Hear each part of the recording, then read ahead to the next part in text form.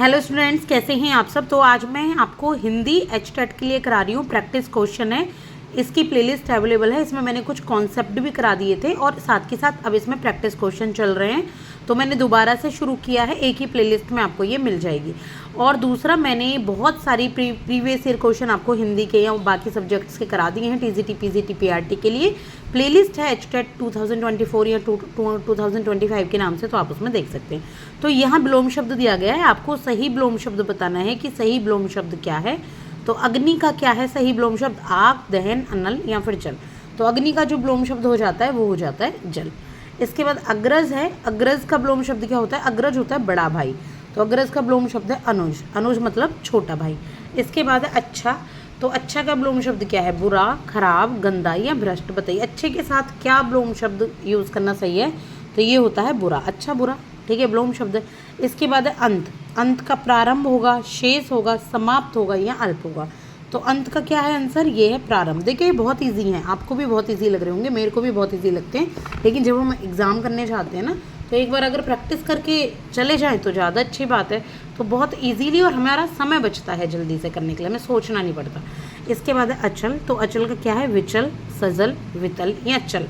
बताइए अचल का क्या होगा? अचल का होगा चल। कहते हैं ना चल अचल संपत्ति, यानी कि जो परमानेंट और यहाँ जो आपकी वैसी संपत्ति होती है, जो जैसे सोना चांदी हो गए, रुपये हो गए, ज़मीनें हो गई, तो चल अचल चल होती हैं जिनको आप, जैसे ज़मीन हो गई, ठीक है, तो ये चल और अचल। अचल हो गया जैसे रुपया हो गया, कहीं से भी एक दूसरी जगह ले जा सकते हो इसको, सोना हो गया। इसके बाद है अति।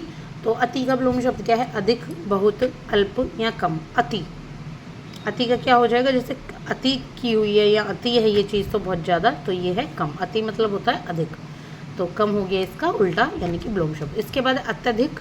अत्यधिक का अल्प होगा, स्वल्प हो गया, अधिक होगा या न्यूनतम। देखिए अत्यधिक का मतलब भी ज़्यादा है, तो आपको लगेगा कि अत्यधिक का अल्प भी हो सकता है, स्वल्प भी हो सकता है। तो क्या होना चाहिए? इसका होगा आपका अत्यधिक का स्वल्प, ठीक है, क्या होगा? स्वल्प। इसके बाद होगा, अब देखो अत्यधिक का आपको उल्टा न्यूनतम भी लग सकता है ना, लेकिन यही तो प्रैक्टिस है। अगर आप प्रैक्टिस करके जाएंगे तो आपको याद रहेंगे कि इसका विलोम शब्द क्या है। अत्यधिक का न्यूनतम भी लग रहा होगा कि हाँ न्यूनतम भी हो सकता है, लेकिन यहाँ स्वल्प होता है।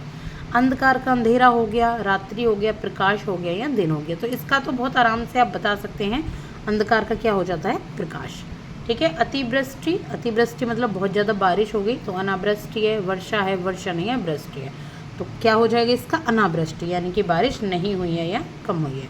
इसके बाद है नंबर 10 पे अनाथ। क्या है? अनाथ। तो अनाथ का क्या हो जाता है? नाथ, स्वामी, मासिक या सनाथ।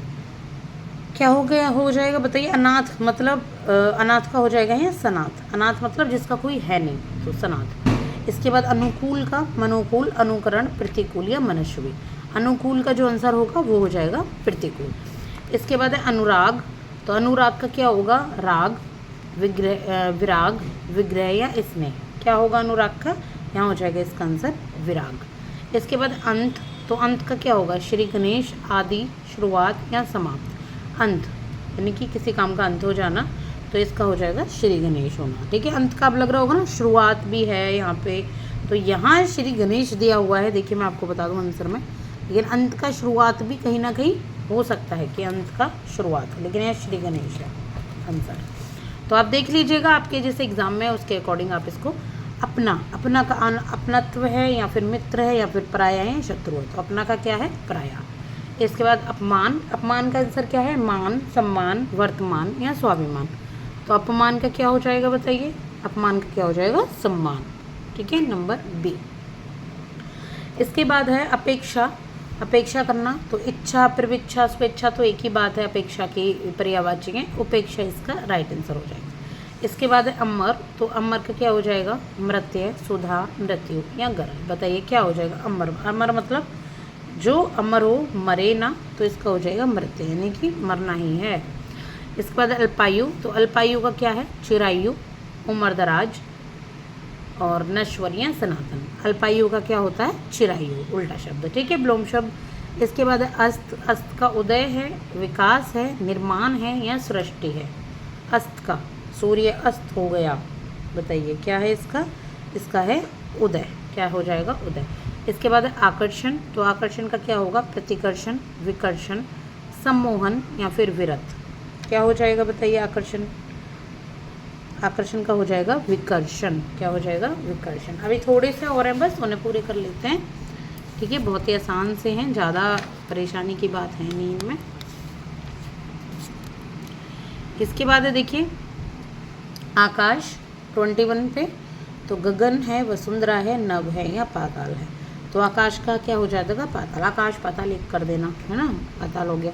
आगे का पीछे, ये तो बहुत ईजी है, इसको समझाने की ज़रूरत नहीं है। आज़ाद का क्या हो गया? आज़ाद का क्या हो गया? गुलाम, क्योंकि आज़ाद देखो बहुत सादा शब्दों में, तो गुलाम भी हमें सादा शब्दों में ही बोलना है।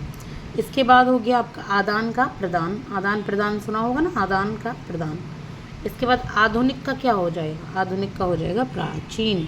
तो ये 25 आपके प्रैक्टिस क्वेश्चन हो चुके हैं, बहुत हेल्प करेंगे आपको आपके अपकमिंग एग्जाम्स में, चाहे आप कोई भी एग्ज़ाम की तैयारी कर रहे हैं, जहाँ पर भी हिंदी आती है। आगे फिर हम करेंगे, ठीक है। इसी तरीके से हमारी प्रैक्टिस चलती रहेगी और आपको बहुत फ़ायदा पहुँचेगा। Best of luck for your upcoming exams. और अगर सब्सक्राइब ना किया हो तो कर लीजिएगा, प्लेलिस्ट चेक कीजिएगा, अगर आपके काम के हैं तो अपने देखिए। Thank you so much.